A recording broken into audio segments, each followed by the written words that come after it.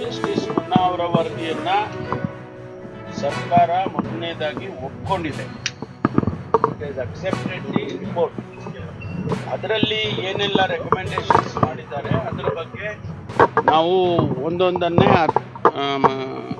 ಅನುಷ್ಠಾನ ಮಾಡೋದಕ್ಕೆ ಪ್ರಯತ್ನ ಮಾಡ್ತೀವಿ. ಈಗಾಗಲೇ RCB ಅವ್ರದ್ದು, ಆಮೇಲೆ DNA ಅವ್ರದ್ದು, ಅವರ ಕೇಸ್ಗಳೇನು ಹೈಕೋರ್ಟಲ್ಲೆಲ್ಲ ಇದೆ, ಅದು ಹಾಗೆ ಮುಂದುವರಿಯುತ್ತೆ. ಆಮೇಲೆ ಅಧಿಕಾರಿಗಳ ಮೇಲೆ ಈಗಾಗಲೇ ಅವರನ್ನು ಸಸ್ಪೆಂಡ್ ಮಾಡಿ ಒಂದು ಹಂತದ ಶಿಕ್ಷೆಗೆ ಒಳಪಡಿಸಿತ್ತು. ಈಗ ಮತ್ತೊಂದು ಡಿಪಾರ್ಟ್ಮೆಂಟಲ್ ಎನ್ಕ್ವೈರಿ ಮಾಡಬೇಕು ಅಂತ ಹೇಳಿ ತೀರ್ಮಾನವನ್ನು ಸರ್ಕಾರ ಮಾಡಿದೆ. ಮುಂದೆ ಅವ್ರದ್ದು ಕೆಲವು ರೆಕಮೆಂಡೇಶನ್ಸ್ಗಳಿದ್ದಾವೆ. ಅಂದರೆ ಇನ್ಮೇಲೆ ಮುಂದೆ ಈ ರೀತಿ ಮ್ಯಾಚ್ಗಳಿಗೆ ಪರ್ಮಿಷನ್ ಕೊಡುವಾಗ ಏನು ಕಂಡೀಷನ್ಸ್ ಇರಬೇಕು, ಕ್ರೌಡ್ ಮ್ಯಾನೇಜ್ಮೆಂಟಿಗೆ ಯಾವ ರೀತಿ ನಿಯಮಗಳು ಮಾಡಬೇಕು, ಈ ಥರದ್ದೆಲ್ಲ ಕೆಲವು ರೆಕಮೆಂಡೇಶನ್ಸ್ ಇದೆ. ಅದನ್ನೆಲ್ಲ ಸರ್ಕಾರ ಪರಿಗಣಿಸುತ್ತೆ.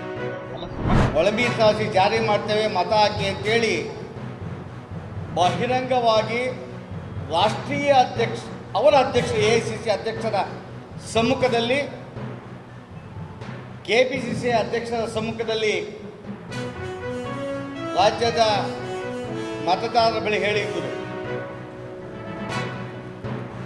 ಅನೇಕರು ಒಳ ಮೀಸಲಾತಿಯ ಬಗ್ಗೆ ಅನೇಕ ಚರ್ಚೆಗಳನ್ನು ರಾಜ್ಯದಲ್ಲಿ ಹುಟ್ಟಾಕಿದ್ರು. ಈ ರಾಜ್ಯದ ಜನತೆಗೆ, ಅನೇಕ ಮತದಾರರಿಗೆ, ನಾಗರಿಕರಿಗೆ, ಸಮಾಜ ಚಿಂತಕರಿಗೆ ನಮ್ಮ ಮನವಿ ಇದೆ ತಮ್ಮ ಮುಖಾಂತರ. ಒಳ ಮೀಸಲಾತಿ ಈ ದೇಶಕ್ಕೆ ಹೊಸದಲ್ಲ.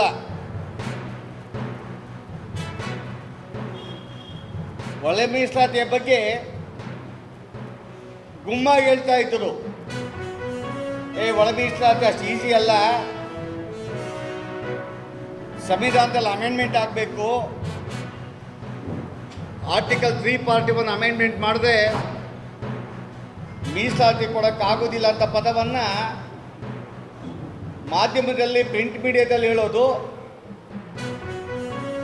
ಪ್ರಣಾಳಿಕೆಗಳಲ್ಲಿ ಮತ್ತು ವೇದಿಕೆಗಳಲ್ಲಿ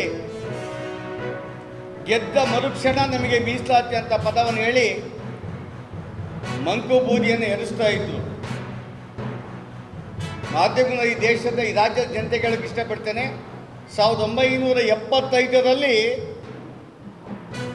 ಪಂಜಾಬ್ ರಾಜ್ಯದಲ್ಲಿ ಒಳ ಮೀಸಲಾತಿ ಜಾರಿ ಇತ್ತು. ಆ ಪಂಜಾಬಲ್ಲಿರ್ತಕ್ಕಂಥ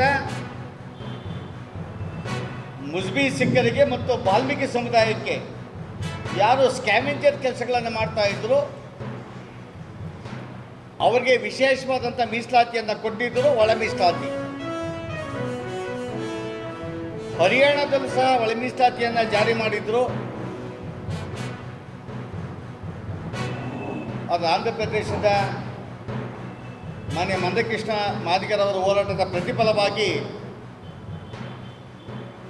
99ರಲ್ಲಿ